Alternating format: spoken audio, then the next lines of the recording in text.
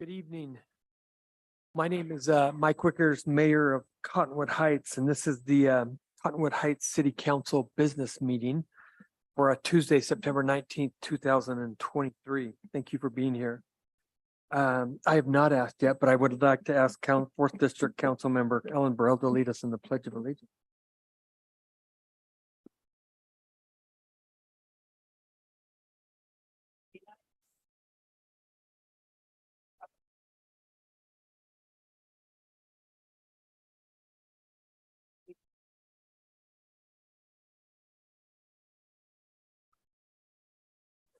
Thank you, Councilmember Burrell.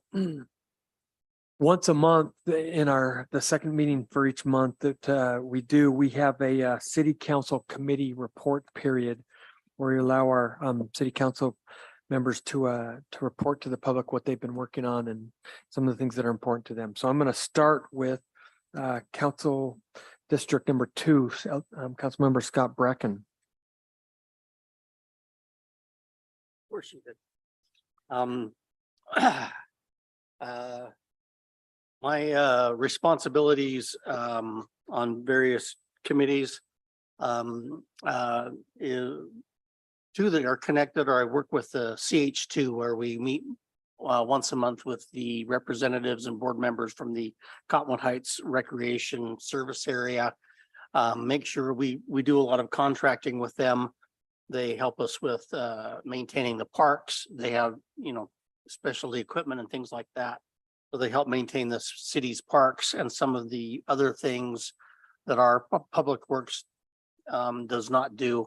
They shovel the walks here at City Hall because usually when there's a snowstorm, all the public works guys are out on plows taking care of the roads.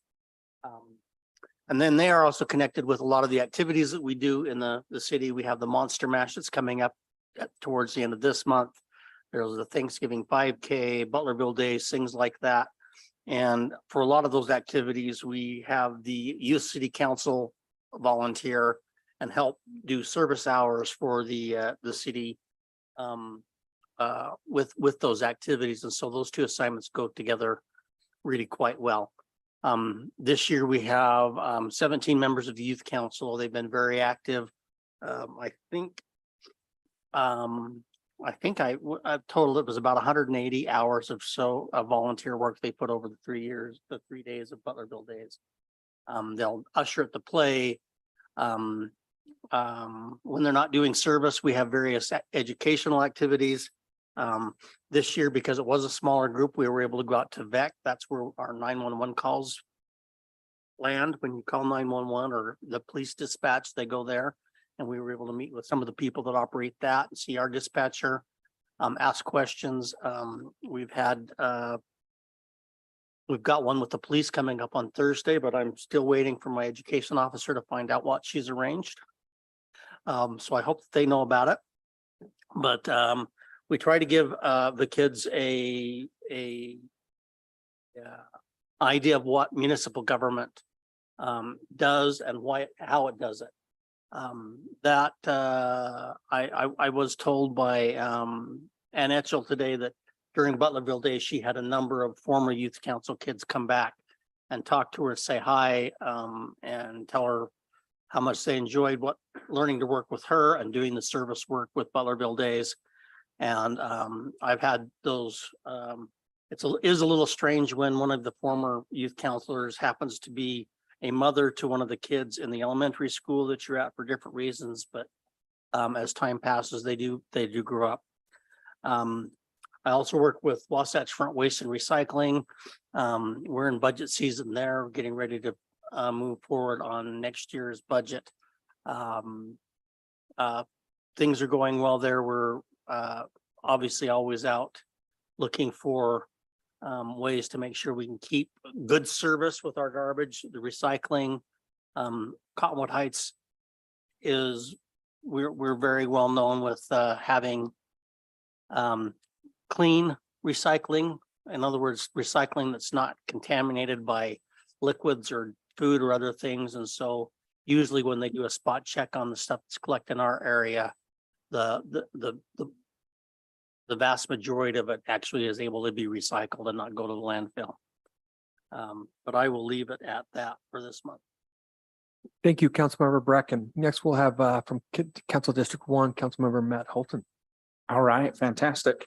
I'm going to focus on mosquito abatement just because that is what we have spent the most time on, or I have spent the most time on recently. So it's been fascinating. I don't know if you know this, but this year has been, fivefold, multiple times more. There have been multiple times more mosquitoes than past years. Obviously, you can all guess because it was a very wet winter. But just to give you some statistics here. So West Nile virus, they go throughout pools throughout the entire valley and they test the water, and they found 66 cases in Salt Lake County with West Nile virus in pools, and then 203 in Utah as a whole. Human cases, I'm sure you saw in the news recently, there was a human case, believe it or not. 3 individuals in Utah, 0 individuals in Salt Lake County, nationally 552. Dengue fever, there's been 10 in Utah, 0 in Salt Lake County. But this is an interesting fact. So Utah is has the highest propensity out of any other state for malaria related travel. So the reason for that, I'm sure most people can guess, there's a large percentage of the population that are coming in and out on various church missions, and a lot of them are coming back to be treated in the States for malaria, believe it or not. So there hasn't been an outbreak. I think there were some people at our last meeting that were concerned that there's this large number of people that are coming back with malaria. They were saying there has not been an outbreak of malaria since World War II, when there were multiple barracks hospitals up in Box Elder County. So it's been quite some time. The risk is super, super low. But mosquitoes holistically account for about 750,000 deaths per year globally. So obviously, as you know, in many other areas, there are a lot of other issues that we don't deal with, but it is a very serious, something serious that we need to make sure that we address. I believe that we live in an incredible district who does some incredible treatments. So some of those treatments that happen here in Cottonwood Heights. So 158 backyard ponds are monitored by the district. Those are backyard ponds in Cottonwood Heights, specifically in city limits. 345 mosquito eating fish have been delivered to those ponds this year instead of using chemicals and pesticides. So a unique way that they're delivering this to people's homes, which is kind of fun. 2,300 catch basins were inspected for mosquitoes in Cottonwood Heights, 188 mosquito spots.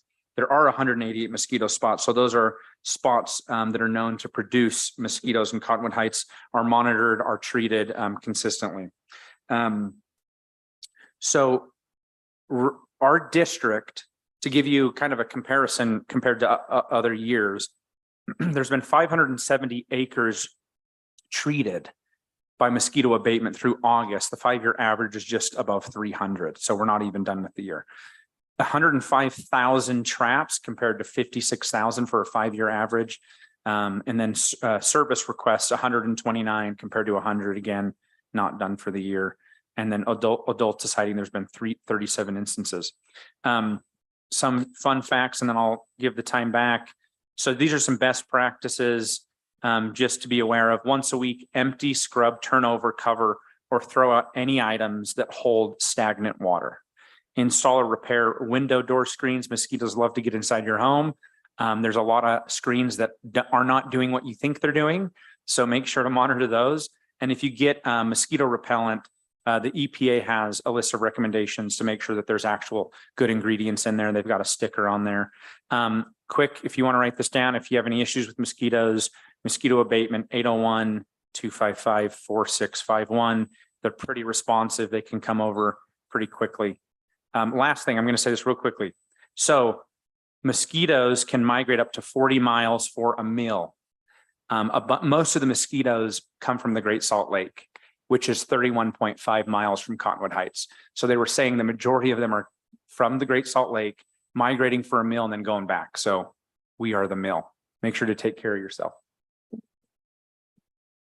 Thank you, Councilmember Holton. Thank you for your passion with mosquitoes. So in Council District 3, Councilmember Sean Newell. Good evening, everyone. Good evening. Thank you. I just have a couple of items I wanted to report on. One of them, I'm part of the emergency management. I'm the liaison there for the city. And there's a couple of things that are going on here later in the year in October, on October 10th. There's some emergency management training occurring, and we implore you as residents to be a part of that. We love to get as many people as possible to participate. It gives you another opportunity to really engage with some of the staff and personnel here at the city, and also do some important work in case there is an emergency here in our community. Also, on November 11th, Saturday, there'll be a mini shakeout 2023. And that starts at 9 o'clock and it goes through noon. And we, again, love to have you participate in your community. There are block captains that are within your neighborhood that can help you, figure out exactly what you can do, what your role can be. But it's another great opportunity for you to engage the community directly. I also serve on the Arts Council, and we have a wonderful Arts Council here. And if anyone would love to volunteer for that, we'd love to get you there to participate. There's a couple of things going on with the Arts Council here in the near future. There's a home decorating contest for Halloween. Know that that's coming up. And if you want to really bling your house out with creepy stuff, this is your opportunity. There's also the Light the Heights, and that's around Christmas time, isn't it? It starts, I think, a week or so, a couple weeks before Christmas. So it's another opportunity to really get involved with your community and your neighbors. You can compete against each other and see who has the brightest house. And it could be something like, those movies like Vacation, where you can take all the electricity out of every neighborhood. One of the great things that's going to happen in 2024 is the Arts Council will be putting on the musical Beauty and the Beast. The Arts Council does a great job of bringing entertainment to our community and putting it in the format where it's very affordable and all of our residents can come and enjoy. So this will be a huge production, and it's going to be something great to look forward to, and I hope to see folks there. The performances are usually held at Butler Middle School, so it's right smack dab in the middle of our city. Again, it's a great opportunity to engage. I also serve with our city manager, Tim Tingey, and our mayor on the ULCT committee. And that's the Utah League of Cities and Towns, where we get an opportunity to actually learn. And we did this last week in our conference. We had a number of breakouts where we are educating our municipal officials. I'm running out of time. As to what's going on, what are some considerations for our municipalities and how to best serve our residents. And I have one more thing, but I'm gonna let that slide since my time is gone. Thank you very much. Thank you, Councilmember Newell. Appreciate it. And from District 4, Councilmember Ellen Burrell. Thank you. I have just a couple things, and then I want to be sure to take the last moments for recognition. And that is one of the committees I serve on is the Association of Municipal Governments. We had a fascinating session. This brings together council members from cities around Salt Lake, and we talked about fire danger, about the wildland urban interface, known as a WUI. And it's something that I'm going to learn more about. I know the staff is putting together a meeting with the DNR so that we can really look at what we can be doing, especially in District 4, where so many of our neighborhoods do interface with the wild areas, and how to mitigate the danger of fires. I also thought it was interesting that the High Valley Transit, you might not know about this, but on the other side of the Wasatch Range, the counties over there have started a on-demand service. It's called the High Valley Transit, and it just reached its 2-year anniversary, and it's moved 2 million riders in its first 2 years. I thought that was really interesting. I also want to mention that with the noise coming out of the gravel pit, there's been a lot of concern. The staff has interfaced with Granite Construction, trying to understand why their noise levels have continued until midnight. Normally they curtail by 10 p.m. each day. And it has to do with this heavy winter season we've come off of, and they weren't able to make their production numbers during the summer. But the good news is they believe that they should be able to go back to their normal operating hours come the end of October. If you'd like more information, feel free to contact me in that regard. And now, though we just finished in a previous quick session, in essence verifying the vote out of the primary election in District 2, I wanted to wait to make my comments publicly about how that election result came out and acknowledge Councilman Bracken, though he will not be on the ballot to be reelected for another four-year term. I want everyone in this room to know, and anyone listening, that in the first 18 months of serving as a public servant, I really appreciate Councilman Bracken. He has been the most responsive. He is often the member of our council who jumps in and does incredible research. He spends an infinite amount of time, as he has now for 18 years, with our youth in our community and serving on many committees. And I want to thank him for the service. And as he finishes out this calendar year, I look forward to being able to learn from him. And one of the core values we can all embrace is to embrace others who have a difference of opinion and perspective. And I really commend Councilman Bracken. Thank you. Thank you, Councilmember Burrell. I'm just going to use my couple minutes for a couple of updates. So we put out to the public a request for anybody wanting to be involved with the Hillside Advisory Committee for the Hillside Plaza property that the city is involved with. We received great response, a lot of people willing to serve and give their time to be a part of a group to help decide what that project and property ends up looking like. We will announce the committee at our next meeting, so formally, and we'll get them working really hard with our consultant to come up with some ideas in 6-7 months about what some of the things that we can do, and we really want the city's or the residents' involvement in what that property ends up being. So we're excited to form that committee here in the next couple of weeks. The other thing I wanted to just mention real quickly is about fiber. We've one of the priorities that I've had since being elected, along with every other person up here, is to get fiber to the home. And what that means is that you're going to get an actual fiber connection to your home. A lot of the county already has that. The reason that it's been a struggle with us is you know, if a fiber provider came into our city and adhered to what is currently in our code, they could lay the fiber and get to our homes just, you know, without the council even having to do anything. However, we've had a provider come in and say, hey, if you'll guarantee a take rate of this percentage and bond for, you know, some of the infrastructure, then we'll go forward and do that. We've had another one that has a process, unfortunately, that doesn't have any commitment from the city financially, but that uses a trenching method that tears up roads. And so there hasn't been a perfect solution. We did hear from a provider today that's willing to bore and not tear up our roads and to get to every house.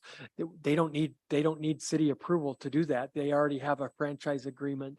And so we are very, very hopeful that this provider they have an ambitious goal to get to every household and offer fiber within the next 12 months. So we're really, really excited about that, so that our residents can enjoy more reliable and faster speeds up to multiple gigs, and businesses up to 10.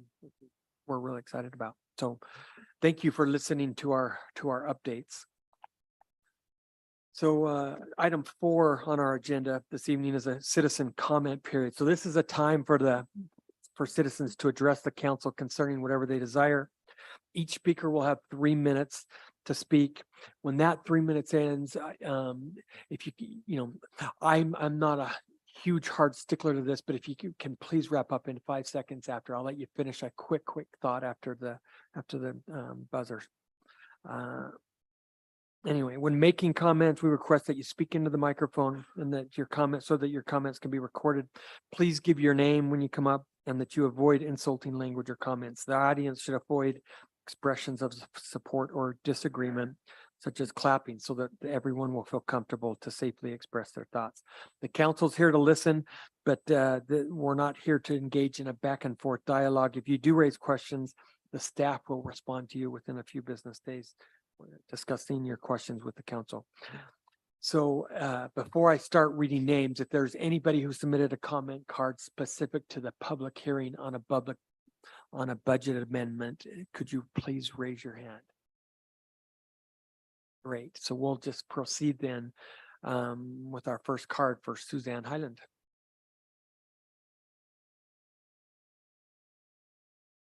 Thank you, Suzanne Highland, District 2. I also wanted to publicly get up and thank Scott Bracken for your 18 years of service. We moved here in 2005 when the city was incorporated, and I don't know what it was like to live here before that, but I know what this city has become, and it's because of dedicated people like him and others who have made this such a wonderful place to live. And while I was knocking on doors, one of the people in our area said, "Could you, if you're elected, would you please preserve Mayberry?" That's how he described this wonderful community. It's a great place to live, to raise our families, to gather together with our neighbors, and it's really a good life. So thank you for your many, many years. And I hope that we can all conduct ourselves with the civility and the grace and the respect that you have in this election. So thank you. The second thing I wanted to do is to thank the council last time for approving the moratorium. And the reason I wanted to mention that again is that when we engage in governance, there's sincerity and legitimacy and transparency, and process is important as principles and policy. And so that opportunity to take a deep breath and consider those important principles and policy, I really appreciate. And that leads into the sleds. And I know this has been a long topic. And in the work session, I sensed your fatigue at this long process. But I'm actually a homeowner who lives along a waterway. And so I want to thank the consideration for exempting man-made waterways, because that's what I live next to. But I also have neighbors that live along Little Cottonwood Creek, and this is important. And so with the changes that were going back and forth yesterday, it still is a little bit bothersome to me that there's not been a final document on the website for a certain period of time before a vote is taken. And I understand that you want to get that vote done. And I understand that there's also a process for an amendment after, but I did want to voice that concern in our process of being legitimate and transparent as we govern. And well, actually, I think that's it. Just want to thank you for your work and process. And again, Councilman Bracken, so grateful for what you've done and your dedication and service. Thank you. Thank you, Suzanne. The next comment we have is Ronald Robert, is that right?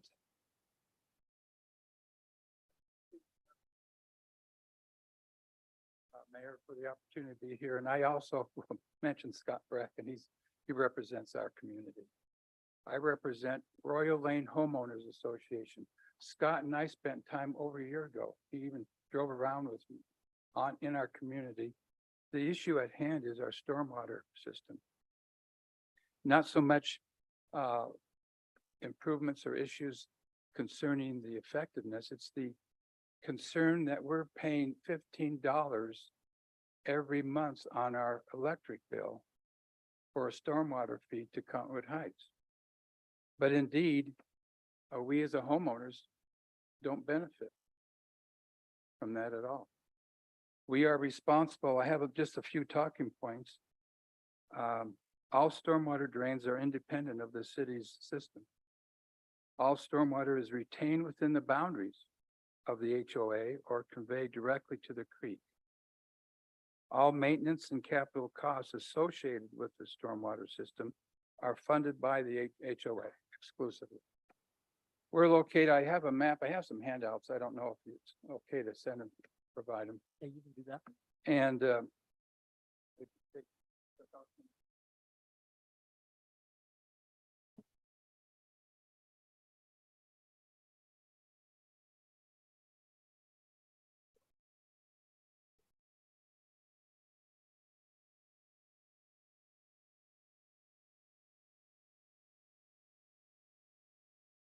We're located north of Creek Road, south of the Brighton High School Hill. Okay, it's a small community, 35 homes. And when I printed out the copies on the PowerPoint, the area that I highlighted actually moved on the map. So you have to envision that maybe that orange circle should be moved about 200 feet or 100 feet to the west. But we have been in existence for 45 years. And I think you may know that stormwater fees have only been charged, within 2 years? And with regard to the power bill.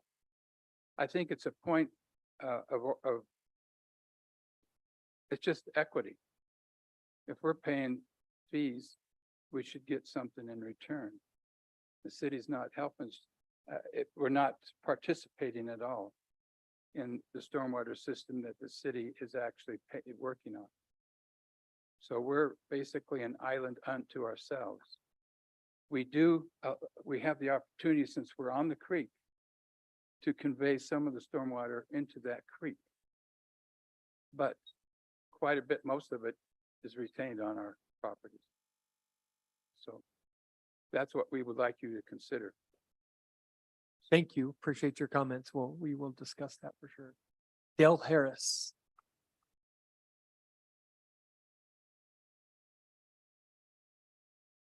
Back here with you again. I think I said I'd come back last month. So I'm new at this. This is the only second time I've ever been to a city council meeting, and you experienced that last month. I told my seat partner here, I feel like Don Quixote, but just Dale Harris, 30 years in Cottonwood Heights, 18 on the creek. So I don't know. I don't want to waste your time. I know you're going to vote on sleds today, but I would like to make some suggested amendments. And so is this the forum to do that? Okay. Take your time to do that. Yep. This is the forum to do that. Okay. The first thing I would like to talk about is it's still too much land. It's 85 acres. That's 200-foot wide swath, 18,800 feet long. You do the math.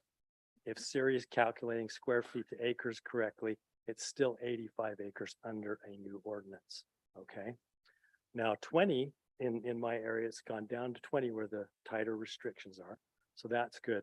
But I would suggest you think of a different way, decrease the acres to the 20 feet, carve off the other 80 feet into something else. I don't know what it is, but do something else. Don't put that many acres under a new ordinance that could be changed to more regulation on that full 85 acres in the future.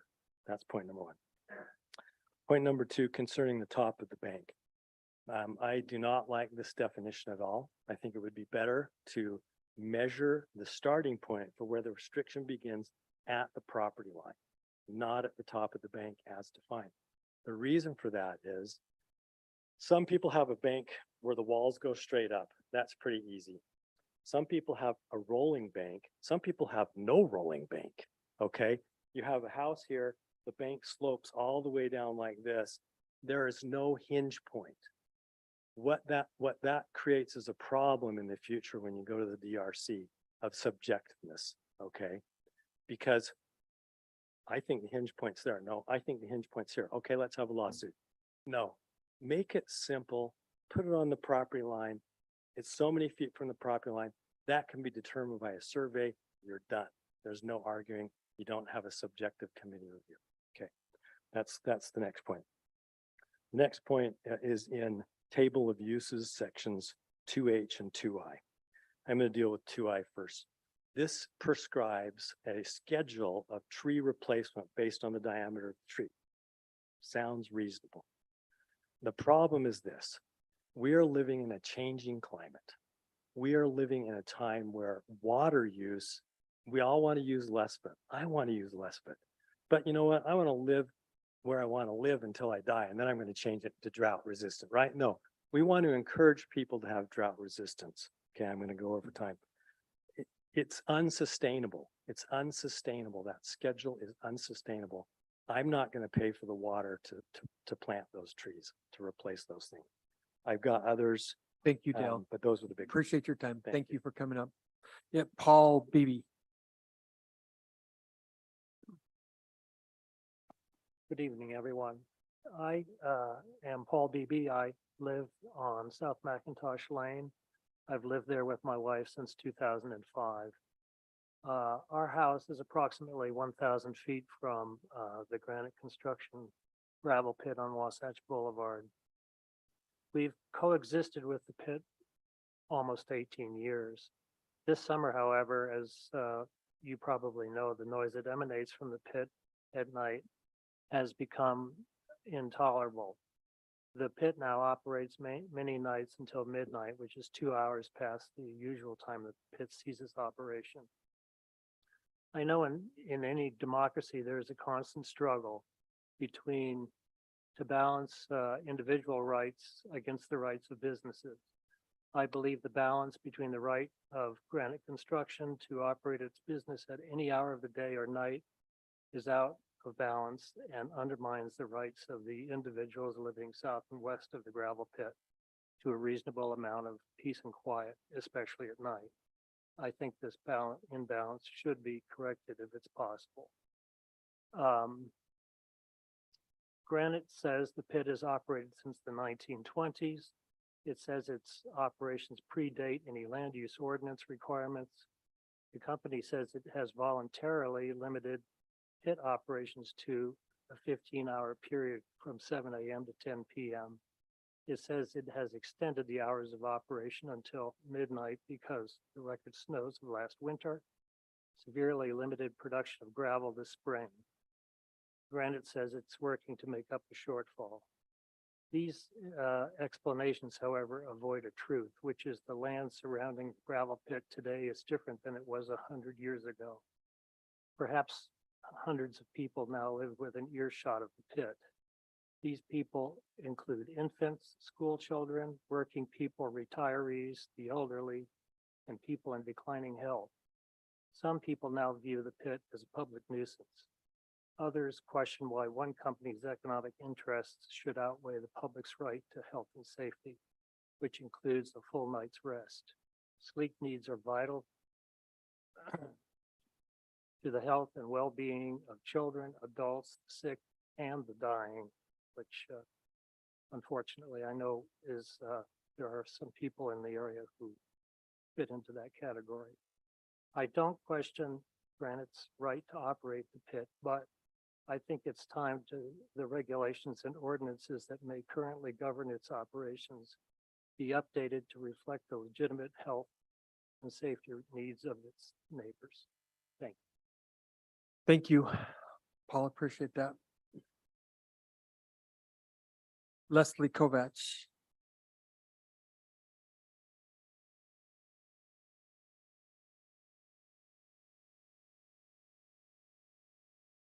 Hello, I know it's been a while. My name's Leslie Kovach, and I've been a resident of Cottonwood Heights for 29 years. Tonight, I'd like to talk about code enforcement, specifically Jake brakes or air brakes on Wasatch Boulevard. I've called code enforcement to explain that we have a code which states that Jake brakes are not to be used within our city limits. I want to make you aware that I was transferred 3 times when I called code enforcement through the county system, only to be transferred back to Cottonwood Heights and sent to a voicemail. I've received no response from the city regarding my call. I would like respectfully to ask that we have code enforcement would be currently doing their job and are doing, excuse me, let me start again. I would like respectfully to ask to have enforcement of this code because currently they are doing a rebuild of Metropolitan Water District, the aqueduct project, which is employing a large number of dump trucks, side dumpers who are running Wasatch Boulevard and using that as their main route of travel.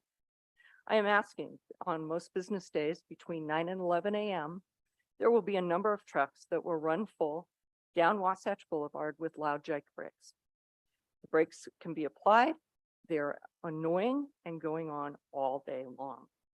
It will only take 1 or 2 of these trucks to be cited to help them understand that Cottonwood Heights really wants to protect our citizens. I understand that this is a little bit of a hard ask with our staffing in our police department.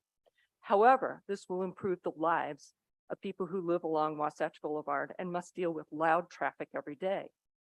I will also advise the council that Wasatch is being used as a racetrack for motorcycles running up and down the boulevard at 4 a.m. Ask me how I know. Look forward to more of our city codes being enforced, and thank you very much. Thank you, Leslie. Woody Beardsley. Good evening, Woody Beardsley. I live on Timberline Drive at the end of the circle. I've been there predating the incorporation of Cottonwood Heights. So I do appreciate the improvement in our quality of life. I've had cause to rely on the service of the police department. I appreciate the responsiveness and the care there. I'm here with my neighbors. I believe coming up on October 2nd, there's going to be a vote on some of the orphan properties.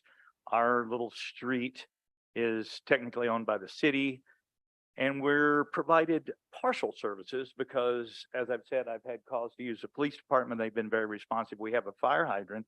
We're provided fire services, but our road is not maintained by the city, nor is it plowed by the city. That's what my neighbors and I are here this evening respectfully requesting that on the upcoming vote, that we vote to provide city services to our little orphan property as well as others in the district. Thank you. Thank you, Woody. Stuart Brown.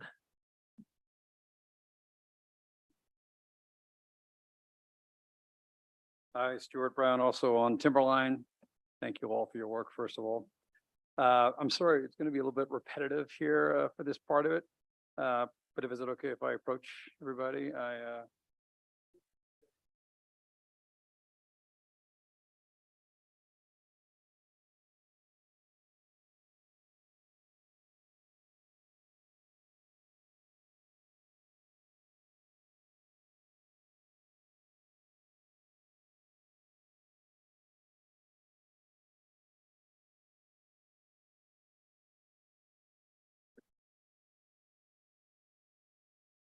So like many people, we assume that what the city put on their website was actually correct. We have, as Woody mentioned, a small lane that is owned by the city fire hydrant, city services. Thank you again. And we'd just like to see our street plowed like most other cities' streets. Thank you. Thank you. Appreciate it, Stuart. Ben Lazar, is that right, Ben? Yeah, I wrote it for Lazar. Lazar, okay. Thanks. Yeah, I also wanted to echo everyone's thanks. It's really cool to see this. I'm a young homeowner, a new homeowner. And so first time coming to a council meeting. And yeah, it's neat to see. And so I also want to speak to Timberline Drive, sort of little road going up there. And to me, I think there's sort of two good reasons to take care of this road. The first is liability, right? I think it's a little weird how the city came to own the road, but they do. And an unmaintained road, an unplowed road, is kind of a problem, right? You could have an accident on it. You could have somebody slip and fall. It's a bit of a liability. And so I think if you forget the road and just think about all taxpayers, I think it's a good idea to take care of it to the extent we can and avoid liability for everybody. And then I think, you know, from our perspective, for the people that live there, it just kind of feels a little bit unfair that's not taken care of, right? We all bought in thinking that we would have services, or at least I did. And in fact, I asked my real estate agent, does the city plow? And I think she got it wrong. Well, obviously she got it wrong. And maybe she didn't look in the right place, but she said, yeah. And so when we got in and found that nobody was plowing, nobody was taking care of it, and we had to handle it all ourselves, we were kind of disappointed. You know, it's not the end of the world. It's not an obscene amount of money, but it does feel pretty frustrating to pay our taxes on time every year, a good chunk of change, and then not see that plowing that all of our neighbors are getting. And I get it's quite inconvenient. It's a smaller road, probably requires a different plow. But inconvenience, I think, is not a great reason to deny services to your citizens that they're paying for. So I appreciate your consideration. Thank you. Thank you, Ben. Next, we have Nina Shah.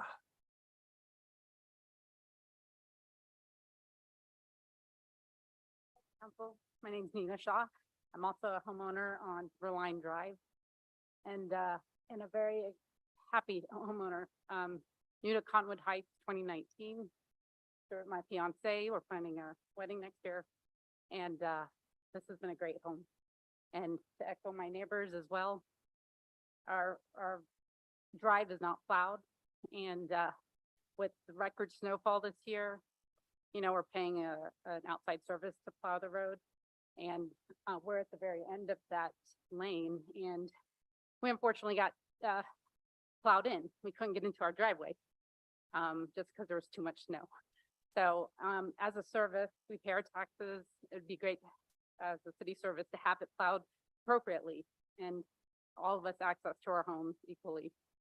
So I echo our neighbors and love Cottonwood Heights and thank you for your service and hope to see that our lane is plowed. Thank you. Thank you, Nina. Appreciate it. Sandra, I'm not going to pronounce your last name. I'm going to let you do that. Sandra Lepiniene. Okay, you see, that's why I didn't do that. Again, from Timberline Drive with our neighbors right here. So same thing, I guess there is not much to add here, but again, we would love that you would consider our actually, how do you say? Sorry. Anyways, I think we kind of feel like we're a little bit left behind, you know, and especially, you know, when we moved in, we ran into the problems like with Xfinity. Xfinity never ran to our little driveway. Then we figure out that it's not being plowed or anything like that. So we really, you know, kind of feeling left behind. So we really want you to hear our voices and hope you will vote in favor of us. Thank you. Thanks, Sandra. Say thanks. Appreciate it. Hey, Runar Bowman.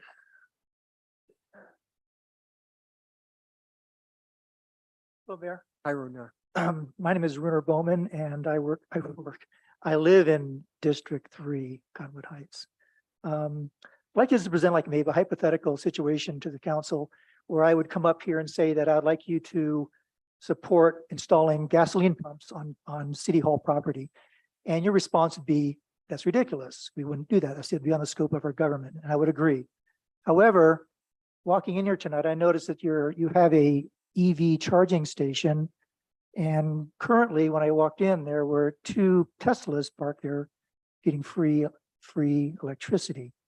And I found that interesting because EVs do not pay gas tax, so they do not pay for the upkeep of our roads in our city, and they do not contribute to our city budget in that respect. EV drivers do not need charity. By many measures, they are rich, especially Tesla drivers. Those vehicles are very expensive and they are not any greener if you look at the cost to produce those batteries in the vehicle than a regular standard car. So to say that they're somehow saving the planet is ridiculous. So I'm just, you know, curious the rationale as to why the city decided to put in a charging station and make it free to EV drivers, because it's not equitable. I mean, you know, I'm a city resident. I work hard. I save my money. I don't go out and spend money on ridiculous expensive cars. I save it for retirement. So I'm being frugal with my money, and yet we're encouraging or supporting people who go out and spend a crazy amount of money on a car that is inferior to a gasoline powered car. And I wonder how that is equitable to the rest of the residents. The vast majority of us don't drive EVs. And there's good reason, because they're a waste of money, in my opinion. So what my question would be, why are we supporting EV drivers at the expense of everybody else? And so we're all paying for that electricity they get for free. And I noticed there's a sign that's put up just recently that says, please limit your charging to 2 hours. So obviously you guys have a lot of business out there. It's become pretty popular. I mean, if I was driving an EV, I'm really pretty close here. I would just drive my EV up, park it, leave it over the weekend or whatever, and come back and drive it away and get free electricity. Why not? I don't blame them for doing that. I mean, that's a rational thing to do. free is good, right? So I'm just really curious, because like I said, I feel like, we're part of the community too, and we're not getting that free ride that these people are, and they don't need our charity. They have money. I mean, I could never justify going and spending 60, 80, $100,000 on an EV. Thank you. And I would just like to know what your rationale for that is, by the way. Thank you. Thank you, Runa. We will have staff reach out to you because I think it's a valid question. David Berry.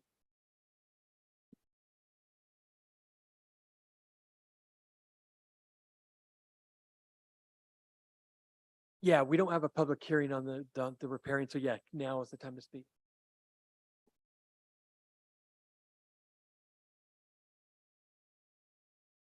I'd just like to start out by saying the amount of change that has occurred in the last year and a half that we've been discussing the riparian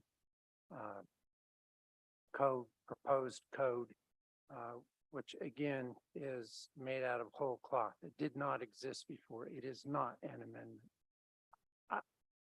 And I appreciate the discourse we've had and discussions, and Mike Johnson working with me. In fact, I think there's been 4 drafts in the last 36 hours, new drafts. That brings up a couple of points though. One, I would like to reiterate that I don't see how this can be voted on when these drafts are not even yet, I don't believe, on the website of the city. So there's no real notice as to what the final draft is. And number 2, as of at least yesterday around 3 o'clock, there was no agenda item to show that it was going to be voted on here tonight. It is up there now, but it wasn't even yesterday at the end of it, towards the end of the day. And I had been checking repeatedly. So there really is no notice that the council is going to vote on it, as much as I have worked to get it in a format that I think could be passed. But again, I'd like to thank Mike Johnson, but I don't think that there's sufficient notice. And I just don't see how there could be sufficient notice. In fact, if there was, I think Mr. Dale Harris here, who I was speaking to in the back, trying to explain there's been all these new drafts. I'm not so sure he would be as opposed to the riparian section as he is, because he's looking at old drafts before we've gone through many of these changes. And I think the city owes its citizens sufficient notice. It just does. 2 things then. One, there should be an effective date, and of the riparian ordinance, and I don't think the effective date needs be or even should be the date it's passed by the council, whenever that is.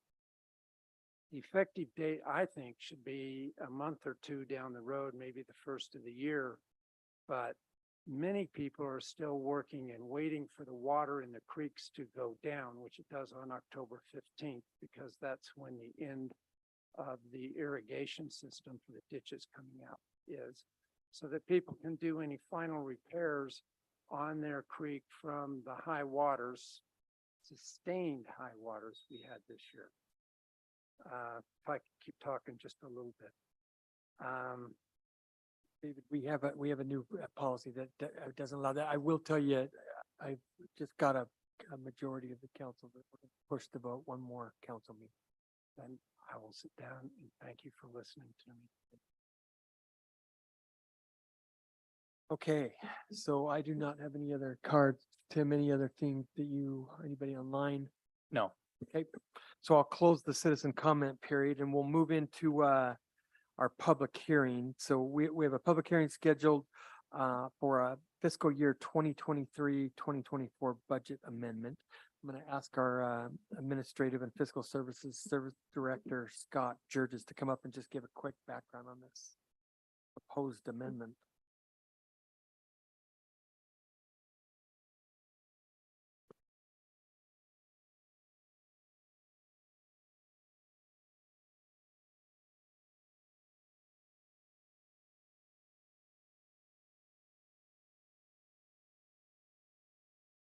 Okay.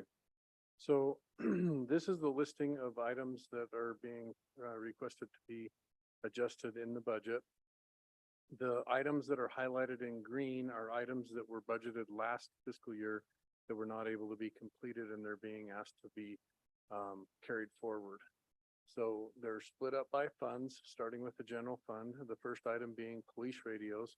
For $50,000, these are radios that are required as sort of change from the UCA. As a result of the high demand for these radios because of the change, we weren't able to get them until just about a month ago for this $50,000 amount. Item number 2 is an additional $175,000 to be able to purchase enough radios to be able to complete that conversion. So we'll be ready when that change happens, and we should hopefully be able to get them by the end of our fiscal year. Item number 3 is revenue and expense, and my comments right here inaccurate. Did not update those when I was updating this document, but the amount is $6,305 of expense and revenue for the police marathon overtime reimbursement. Item number 4 is DUI overtime shift reimbursement of $7,476 and $3,382, a total of $10,500 or $858, both of expense and revenue. Item number 5 is the sale of a Harley Davidson police motorcycle for $10,000 that we're asking to be repurposed to purchase another police vehicle, at least portions of it. Item number 6 is an item that probably requires additional discussion and direction from you all. It's adding additional 3 police officers for traffic patrol and mitigation in the canyon areas during the winter time and throughout the city during the rest of the year. It's salary and benefits of approximately $120,000 per officer plus $40,000 for an extra vehicle, and then $18,000 for the radios for the 3 FTEs. There may be that right now, this just shows the $418,000 that would be the ongoing cost. There could be some revenue offsets that are being worked on that could reduce the overall impact of this. But we're waiting for both some information on that and or direction from you as we move forward. Item number 7 is potential membership in the South Valley Chamber. That would cost $20,000 if we were to add that. Item number 8 is Public Works VMS board trailers. That's the big trailers that you can put a little sentence or statement on to help traffic kind of know what's going on in an area with different things. 2 of those for $37,000 total.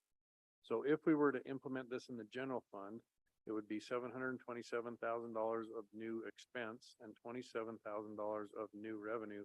So that would be $700,000 of annual net impact in terms of our fund balance. Moving to the other funds, the capital projects fund, rebudgeting unfinished capital projects related to roads, trails, and other things of expense of $4,605,000, revenue of $1,209,000, and then rebudgeting the unfinished public works building, $7,026,000. The new item is the Fort Union Wasatch curb and median on westbound lanes of Fort Union. That would be $35,000, and we would propose that come from the undesignated fund balance in the capital projects fund. So of all these items, the only item that's new is that $35,000. These other items up here are funds that are already budgeted, just being rebudgeted moving into the current year. Item, the stormwater fund, we have, again, unfinished stormwater projects from the prior year, and we're asking for those to be rebudgeted. That's $1,528,000, and that would all come from the fund balance of the items that are in there. And so that takes us to the end of what's being proposed in terms of fund balance, budget adjustments for the current year. And if you have any questions, I can answer them. If not, Questions from the council? no, this is open for the public hearing, correct? Yes. So I will do that in just a second here, Scott. I was just saying, for those that are here, I would, I would be, there's a couple of large items. Comments. The extra police coverage,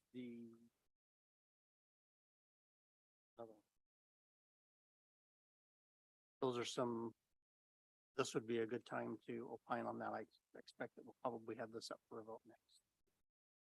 Yes. Yeah, some of the larger items are the police radios and then the police officers. Police radios are being required. But the radios are By kind the of state, mandated, so we don't have a lot of choice. options. Yeah. The other big ones are the additional traffic enforcement officers, which is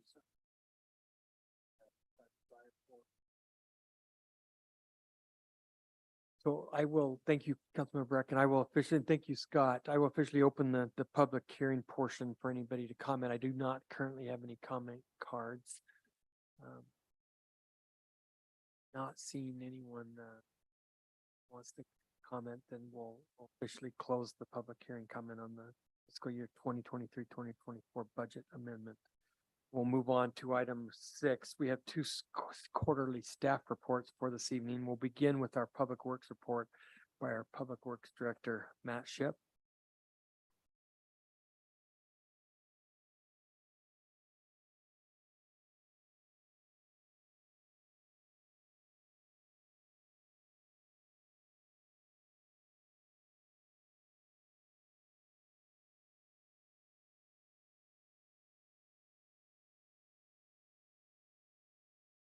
Sorry, Mayor, I'm not used to going first. So, all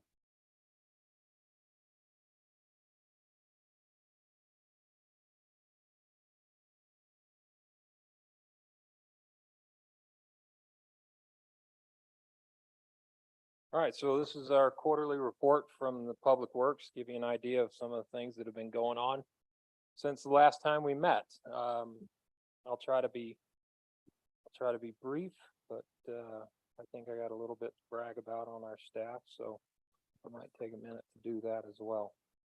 Since our last report, I want to bring you up to date. We've heard a little bit about how wet it was from a few comments this evening. On our snow plowing, talked really briefly, and we've talked about this before, but these are things that have happened in the last quarter. On our flood control, things that were happening, and then some construction that's going on around the city to try to fill the listening public and the public here in on what's happening. So to bring you up to speed, this is our finals at the end of this snow season, which ran from October till April this year. So it was a pretty long snow season. We ended up with an average of 28 inches of snow each month, so about 196 inches is what we measured. We threw out about 800, average 30 tons of salt each month, or about 5,800 tons.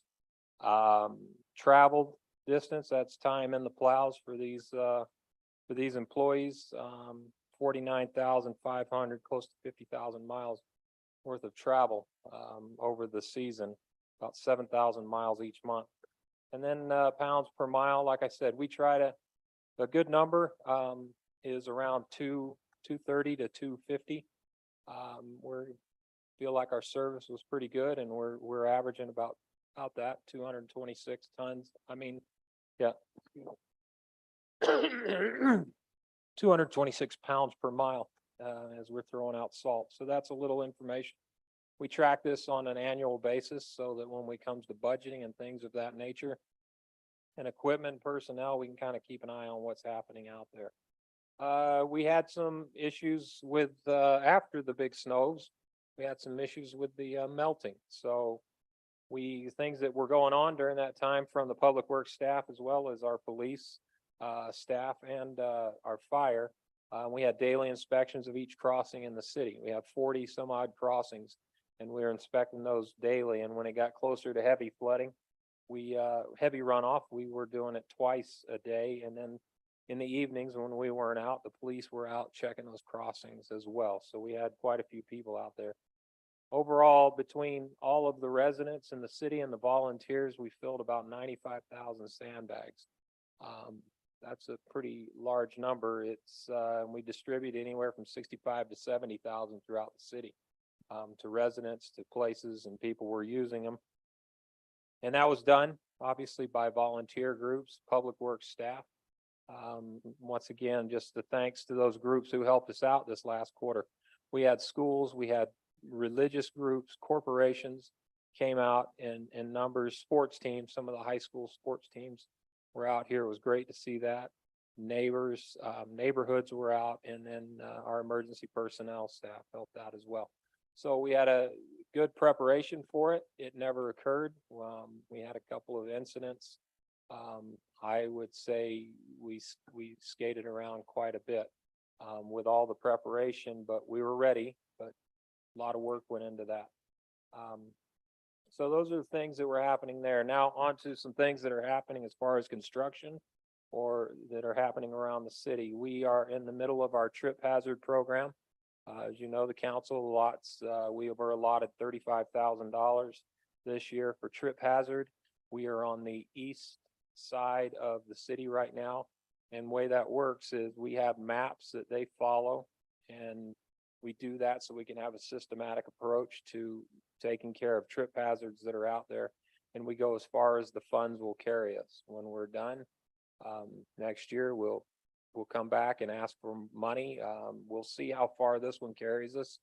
Obviously, with the inflationary things that are going on, prices are going up and we're getting less service with the same amount of money. So we need to adjust. We'll take a look at that. But the program is going forward, and it is functioning. That's just one lone guy out there working on the trips on the sidewalks. We completed Big Cottonwood Canyon Trail. You'll remember this was a track. Is that correct? Was it track? Yeah, it was track funding we got from the county and we repaired the trail from the corporate center all the way through, and we carried the project all the way to the bridge over by the pond. So some of that was seal coating, but it was also repair of damaged sections of the trail that were damaged by trees. So we have now a nice trail, safe trail that you can ride on, you can walk on, and without the tree stumps getting in your way. So that was completed. We just wrapped that up. 2700 East Sidewalk. This was a federal aid project. This project took from Tony Circle down to approximately Banbury, over on 2600 East. This sidewalk did not exist before we came in here. Like I said, it was a federal aid project that we put in for about 4 years ago and got the funding this last year, and we've completed that project.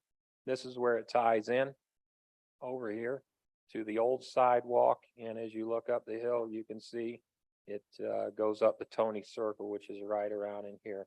We are just about to wrap that up. We've got a couple of smaller items we've got to finish on a punch list, but that will be wrapping up. But it is getting used, getting plenty of use. If you go over there, especially during school, you'll see that happening. Students are able to walk all the way down instead of having to cross, and they're getting quite a bit of use out of it. Matt, what was the total cost on that project, you know? Not to the dollar, to the tens of thousands, or to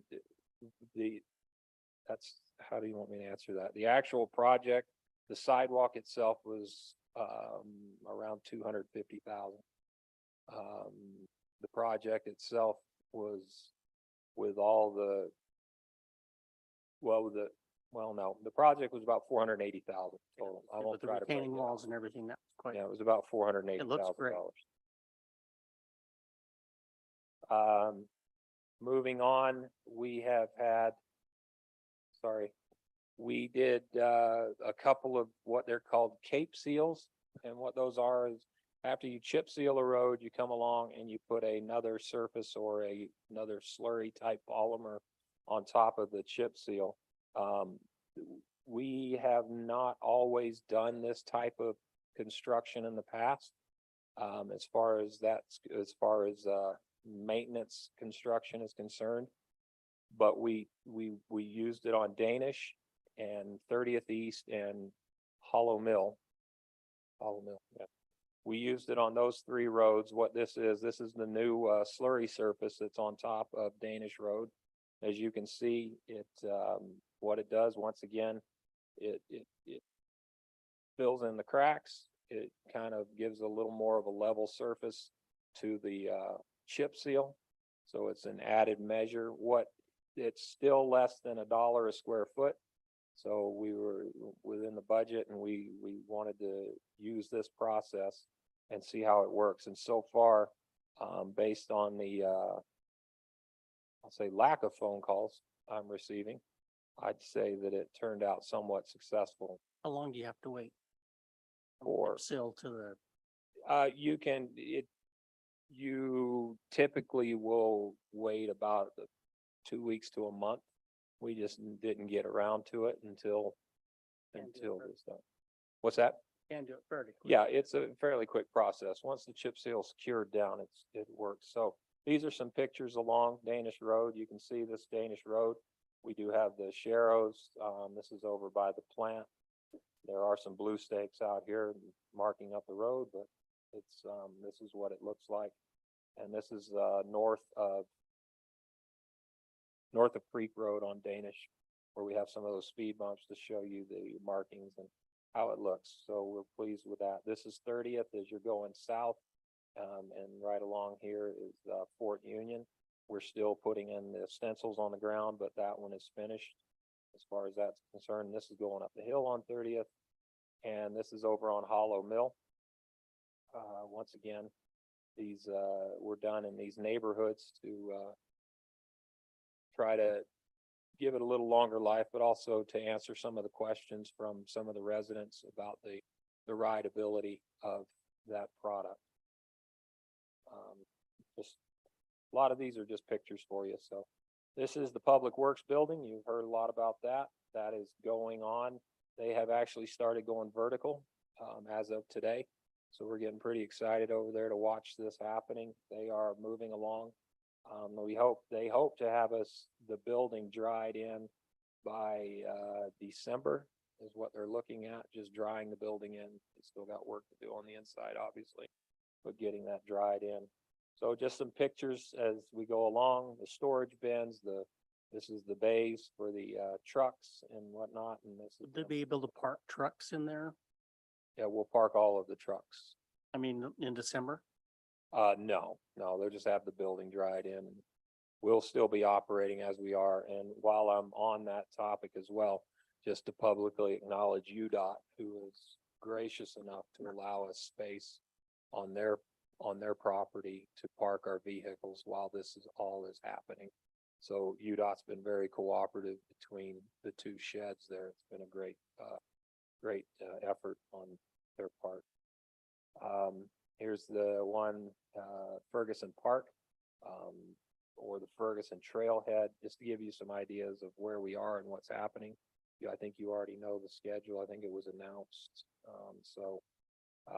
Just some pictures of the actual park. Here's an area of some native vegetation that's growing up. We've got trails and amenities that are going on here. I say amenities, we have park benches, we have picnic benches, park benches, the trails that are going through. We have the water fountains, the dog, obviously it's an off-leash park, so we have the dog bags, and you can see a pavilion here in the back. So this is what the park is looking like.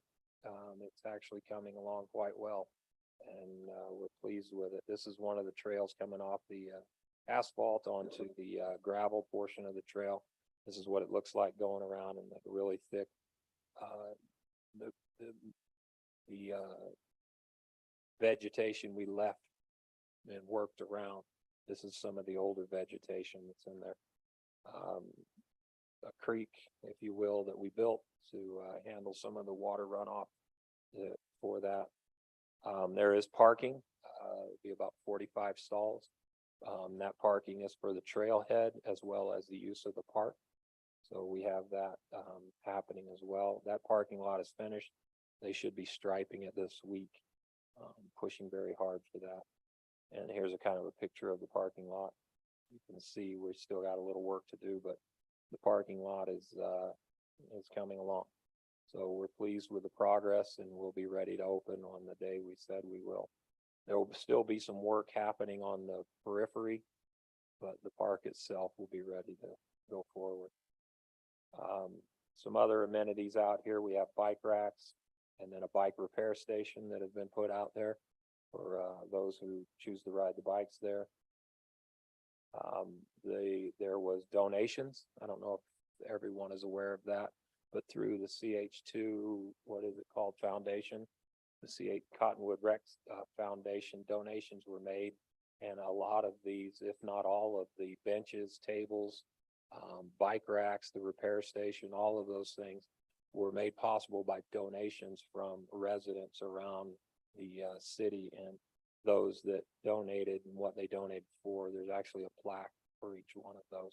It's kind of interesting to walk around and read those and see what some folks have to say. And this one, you'll like this when you see it. So that's happening in there, and got to give props to those who make this possible. Adam, if you don't know who Adam is, he's my staff engineer.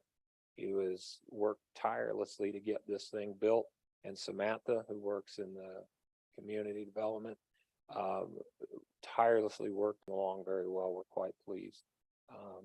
Pictures of the work that's happening, raising the manholes, and here's one with a collar around it that is completed.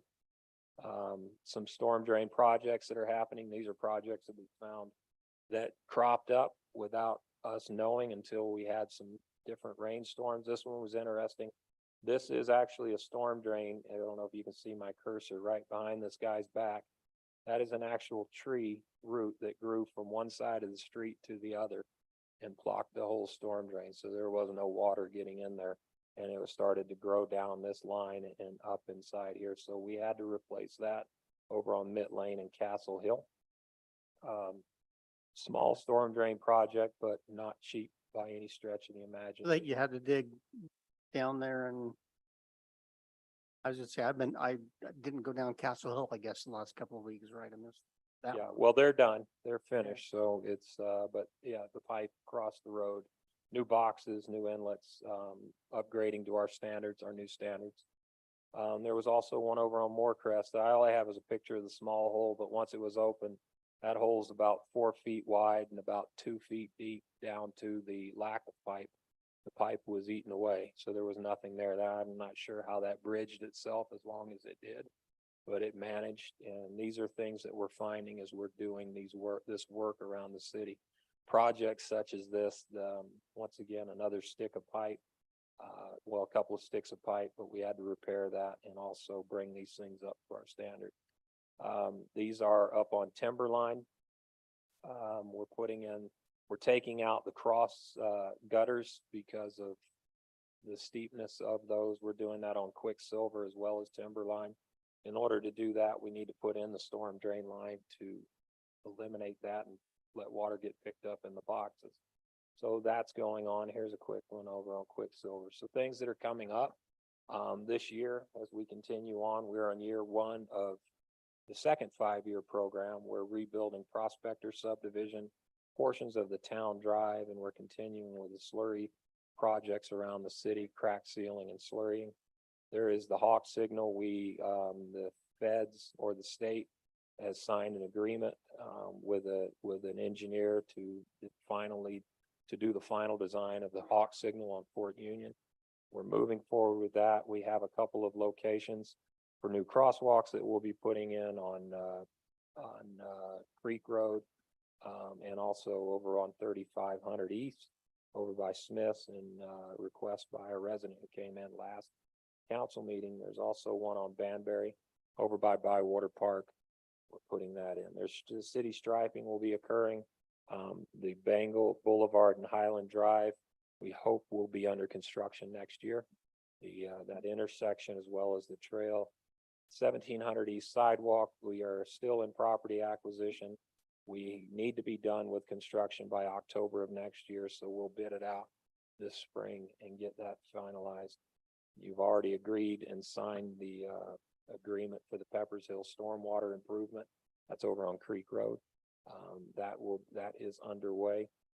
So that project will probably be coming forward before the next budget, maybe a budget adjustment. We'll have to take a look at that. And then there's the Fort Union Storm Drain Project as well, in conjunction with Salt Lake City Public Utilities and the Metropolitan Water District over on Fort Union, putting that in. And as always, we are started preparing for snow last month, and we'll continue to do that and wait for the stuff to come down. So that is our last quarter and things that are happening around the city and things that will be happening coming up. I have any questions? Are you fully staffed for plow drivers? We're short two right now.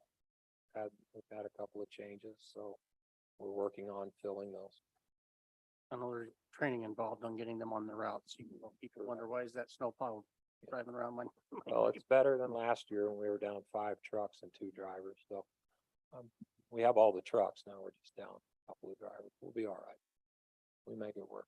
Well, Matt, thank you. You've been a little bit busy, and we appreciate all your work and your staff's work. You provide great service. Thank you. Okay, our next quarterly staff report is coming from Unified Fire Authority, our fire department partner, and Assistant Chief Riley Pilgrim is not here, so we are going to have our battalion chief for the East Side, Brad Lynn, come up and give us this report. So welcome, Brad. Thank you, Mayor. Riley called me earlier and said he was in Alaska, so you'll have to give him a hard time about what he was doing there. I don't know exactly, but I started with the fire department in '93 and spent time here as quite a bit as a fireman and some as a medic. And then I've been here as a battalion chief since 2009, which kind of dates me. But the fire chief or the police chief's been here the whole time I've been around and dealing with it. So it makes me feel young. There we go. Oh, the clock hasn't started. If you stand there 3 minutes, we'll I give don't you think, it back. I don't think we'll need it. All right. Then these pretty much speak for themselves.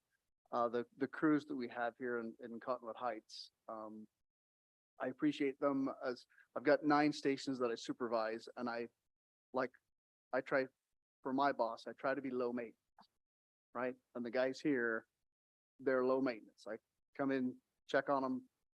You know, they're doing their training, the calls go well.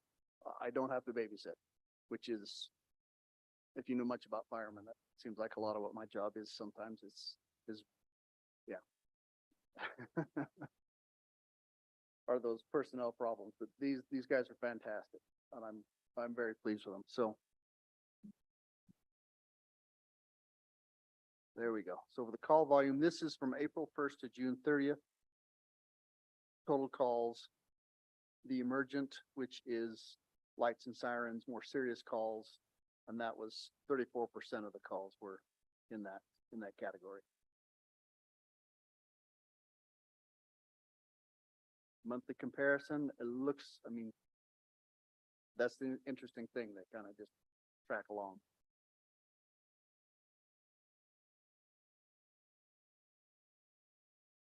My favorite kind of calls. What constitutes a special fire? Something that doesn't fit in one of those other categories. Right. All right. I asked, you answered. Right. Well, and that's the kind of, as far as sometimes you get a big fire, the report you have to fill out for the feds for reporting. There's a lot of categories, but there's still always other, because, and that's the beauty about the job. Who knows what you're going to do on a particular day? Could be, it's different all the time. So I couldn't give you an example, but they're special. Medical calls. See, a lot of these are the shortfalls and sick persons. That's a lot of in the seniors. And there we go. Other types, public assistance, a lot of that. And I plan on using that someday when I'm old and fall out of bed. I'm gonna wait till 3 in the morning and call the firemen and have them come pick me up, because I think that's only fair.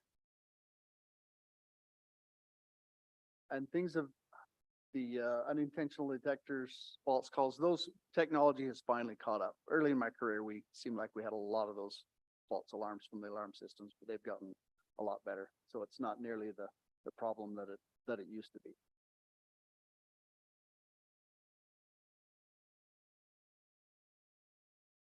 And then the calls by the units, get a little help from the Midvale stations.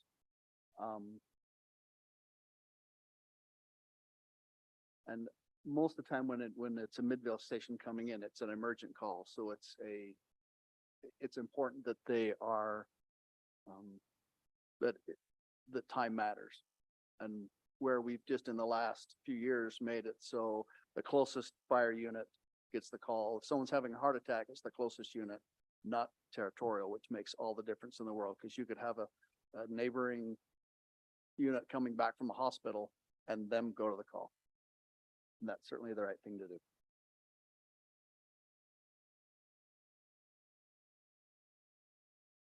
The time it takes us from dispatch to get there, That dispatch from the time the address is entered or until they actually sign? till the tones go, when the tones go off in the station, right? And we're obviously a lot better in the daytime when we're not stumbling around and getting dressed, but definitely, Those guys who wait till 3 a.m. to call to get them out off the floor. yeah, and those ones these are on emergent ones, so those ones aren't even on here. Because we would go without lights and sirens to them. And it looks like it's spread out pretty decent on the city as far as where the calls are coming from. And then the density, a lot of those are the falls in there. There we go. Questions? I don't think so. I think I made my 3-minute thing. You did. I think mosquitoes get a bad rap because, scratching a mosquito bite, that can be satisfying. I'm just saying. Chief Lynn, thank you. It was We better really appreciate you filling in. better when we had an attorney that was a representative on the blood sucking. Thank you for filling in, for coming for that report. I actually have the opportunity to serve on the Board of Trustees for Unified Fire. And I'm actually serving as the chair of the board this year and next. And I have a high appreciation for what you all do. We were intending to honor 15 firefighters who responded to the horrific crash at I-215 in Highland Drive. And we pushed that off for a couple of weeks to make sure we get the right people there. But anyway, we're excited to honor those who helped save a life that day. So thanks for all you do. On those, when you get police officers and firefighters going like, oh yeah. They look at the video. Yeah, thank you. So we have 2 legislative items for the council to consider this evening. We're going to begin with item 7. Actually, we have 1, excuse me. So where it's been scheduled on the agenda, we would need to either vote to table it, vote to approve it, or vote to deny it. So Well, I would move a motion that we table. Is that in order? So yeah, Can I you would just- accept that motion right now. I'll I second. suggest a possible, an amendment, we just table it till the next meeting. Correct. So we've got a motion to table from Councilmember Holton and a second from Councilmember Newell. Any other questions or comments? can I just make a comment? I want to commend staff. They've been very responsive to the public, and even in the last few days, the calls and a lot of the changes that have been made have been very minor in nature, but they've been very responsive. There was kind of an indication that we haven't been transparent in this process, and that's false. We've been very transparent. We've been very getting the changes out to individuals and to everyone that's on the mailing list, an email list that they've requested. And so I hope that people understand our staff is working hard to try to address issues and getting that information out, which is very important. And anyway, I just wanted to state that. And I'll speak to the motion if I can. I do think this is something that is going to pass the council. And Mike Johnson, you're an amazing guy. You've done an amazing job, and it's a very difficult job and task that you've been given. And there's a ton of details. When I'm printing off the packet today, and I'm seeing it's like 130 pages because of this specific section. I totally feel for you. It looks like there's some additional discussion that might be able to be had. But Mike has done an amazing job. He has been in everything, for sure, been transparent. Absolutely. We'll echo those sentiments. think our If I residents might will say. make just one request, of like maybe to that FAQ, add what the expected results, I was interested that the water with the water going down the canal usage or drawdown takes place in October 15th. Just maybe address how this may impact that or not. Add that as one of the points. One of the questions. Okay. I hope that was somewhat clear. I understand what you're saying. I was a little confused by the comment, but we'll work through it. Well, whatever, I think that would be helpful if we're gonna wait. Could I just quickly state, Mayor, the final new ordinance is posted online. I will not be changing it for the next 2 weeks. It's gonna live there. Unless directed by a majority of the council, it's gonna be as it is right now, 2 weeks from now. Great, so we've got the motion, all in favor of tabling, item 7.1 or consideration of ordinance 403 to our next meeting, please say aye. Any opposed? Thank you. Item 7.2, consideration of resolution 2023-48, approving an agreement with the Venn Collaborative for Veterans Monument Design Services. We had the opportunity to discuss this item earlier in our work session. Any other comments, questions or comments from the council? Hearing none, I'll entertain a motion to approve resolution 2023-48. Make that motion to approve resolution 2023-48. And I will second. Motion to approve from Councilmember Newell and a second from Councilmember Holton. Final questions, comments? Councilmember Bracken, Yes. Councilmember Newell, Yes. Councilmember Holton, Yes. and I will vote yes. Okay, the last item on our agenda for this evening is just approval of the consent calendar, which is the minutes from our city council work session, CDRA meeting, and city council business meeting of September 5th, 2023. Could I get a motion to approve these minutes?